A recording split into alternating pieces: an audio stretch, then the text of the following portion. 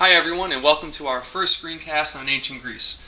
Okay, today we'll be focusing on early Greek civilization, but before we even get into that, a couple quick basics. First, this Prezi is available online. You can access it through the video. I have a link on the website. If you don't know how to access it, please let me know and I'll show you the link. Okay, that's for people that want to maybe go a little bit slower through the material or just have another reference. Okay, the second thing is that these screencasts this year are not going to be in-depth. Okay, they're going to be rather broad, provide some context. Why? Well, the unit, we're going to spend some time working individually, working with groups, doing some historical inquiry projects, looking at some of these themes in more depth. A lot of it you're going to have a choice over which you are more interested in. But in general, this is to provide a context before you grapple with the material so that you have a general idea of what happened. Alright, so let's get started. Okay, there are two essential questions that we're going to be coming back to throughout the entire unit on ancient Greece and Rome. The first one is, how can societies of the past influence the present? And the second, what factors lead to a civilization's rise and decline? Okay, these are huge questions that can be applied to modern day, to any civilization throughout time. So keep these in mind as we go through each one of these lessons. Okay. I also put up a quick timeline. Okay, it's not too in-depth, but again, just to give you some idea of where we're starting. Okay, so to start the screencast, we'll talk about the Mycenaean civilization.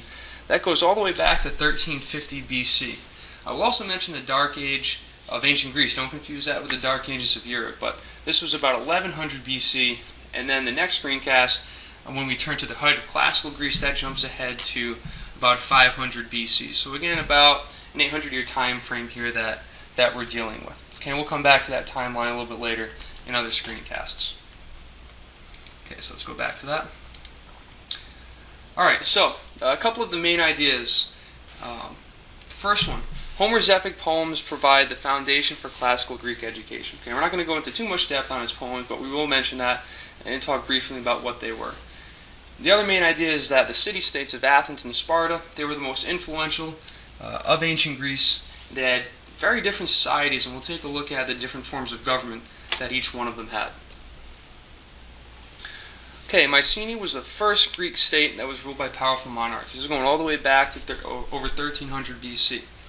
Okay, this was not one consolidated kingdom or civilization. It was really just a loose group of loosely united monarchies. And we can see here, this is actually an excavated site of one of the old civilizations.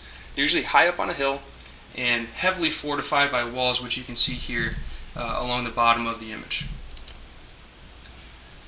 Okay, then they had that Dark Age that we saw on the timeline. This is low food production, population declines, gave a step backwards for ancient Greek civilization.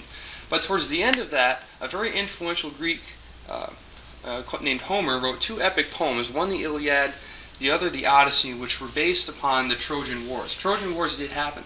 His poems, on the other hand, were mostly fictional. However, they became really a cornerstone of Greek education, of Greek culture, of Greek mythology. So very important stuff, and we'll take a close look at that as the unit progresses.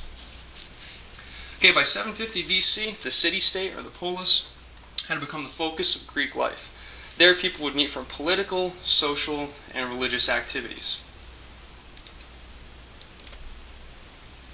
Okay, the main gathering area in the polis was usually the Acropolis. Right? That was a term for a fortified area at the top of a hill, which we can see in this picture here. Okay, this would have been the Acropolis. Okay, and this is still there. If you visit ancient Greece or Greece today, you can still see a lot of those buildings, which are still there and still standing. Okay, the Agora, that was an open area below the Acropolis where people would assemble. Okay, we can see here, this is another excavated site. So again, they would have, sometimes they have a market down there. They would have just a place for people to engage in civic life. Okay, again, a little bit closer look at the Agora. Okay, the Greek city-states had different forms of government. The two that we're going to take a look at are Athens and Sparta. A little brain fart there. So Athens and Sparta. Okay, before we get into that, though, the two main types of government we should quickly define. You should remember this from government class. If you had it with Mr. Rose, you should know this. Okay, so a democracy, that in general is a government by the people or ruled by many. Okay, there's no such thing today as a pure democracy where everyone has a say in everything.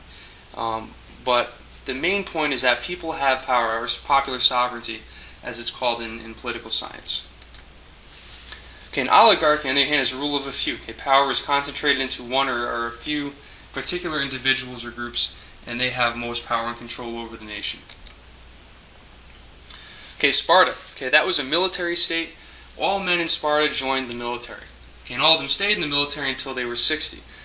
Now, they only had to stay in the barracks until they were 30. After that, they could go home and live with their families, but at any time they could be called back and be required to join the military. Okay, Sparta, the government was an oligarchy, as we mentioned a minute ago, headed by two kings. Okay, and both these kings led the army. So the equivalent of today would be, it was a military regime.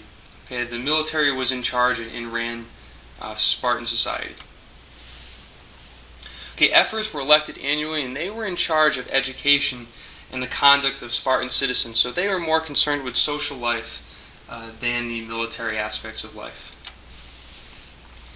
Okay, I had to throw at least one picture from 300 in there. Philosophy, literature, and travel were actually discouraged in Spartan society. To them, the art of war was the only ideal, and that was of the utmost importance. Okay, the art of war, engaging in military activity and defending the nation, was the most important factor in life. Okay, in contrast to that, Athens was much different. Okay, early Athens was ruled by a group of aristocrats who owned the best land, more of an economic or social status leadership rather than a military one. Okay, the threat of civil war convinced a lot of aristocrats to hand over power to Salone, who ended the economic problems by canceling land debts and freeing people enslaved for debt.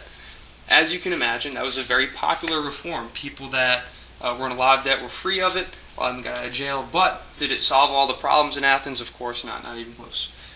Okay, but in 508 BC, Clisthenes created a council of 500 to run the country, while the Athenian Assembly, which were all male citizens, don't think of that as male citizens today. It was a much smaller group of citizens. They had a lot more requirements to be a citizen, but they had final authority to pass laws after a free and open debate in the Acropolis, in the Agora, in public life. Okay, this is where we get this concept of democracy from. This is when the founding fathers, this is what they were looking back towards when they said Athens was the founding of democracy. This is what they were talking about.